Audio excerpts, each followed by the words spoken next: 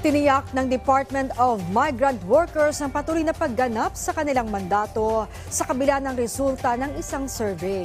Habang kauna-unahang ferry flight mula Paridel, Bulacan hanggang Cotabato, Awang Airport, inilunsad. Yan at iba pa sa Express Balita ni Kate Renya. Tiniyak ng Department of Migrant Workers ang patuloy na pagganap sa kanilang mandato na paglingkuran ang mga Pilipino sa kabila ng resulta ng survey na ginawa ng Okta Research kung saan hindi umabot ng 50% ang kanilang trust and performance rating. Umani naman ng iba't ibang komento mula sa mga kongresista ang panibagong kautusan ng PNP ukol sa tatus sa kanilang hanay. Ayon kay House Deputy Minority Leader Franz Castro, karapatan ng bawat individual na magpatato. Habang sabi naman ni Bukidnon 2nd District Representative Jonathan Kate Flores, sana'y pag-isipan ng PNP ang kanilang kautusan.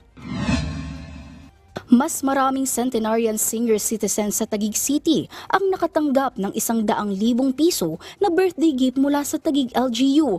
Hiwalay pa ito sa ipinapamahaging birthday cash gifts na naglalaro ang halaga sa 3,000 hanggang 5,000 piso depende sa edad.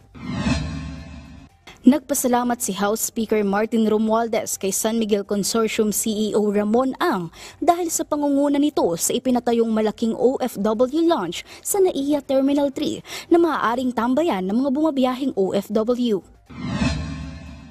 Kinumpirma na ng Commission on Elections na nasampahan na ng kasong money laundering si dating COMELEC Chief Andres Bautista sa Estados Unidos. Kaugnay ito sa 2016 National Elections Bidding at Procurement. Nagpaabot ng pakikiramay ang mga senador sa pagpanaw ng dating Senador Rene Sagisag. Inilagay naman sa half-mast ang watawat ng Pilipinas sa Senado bilang pagdadalamhati. At inilunsad na ng Bangsamoro Airways na ino-operate ng Federal Airways Incorporated ang kauna-unahang ferry flight mula Plaridel, Bulacan hanggang Cotabato, Awang Airport. Layo nitong mapabilis ang oras ng biyahe ng mga mamamayan. Kate Renya para sa Pambansang TV sa Bagong Pilipinas.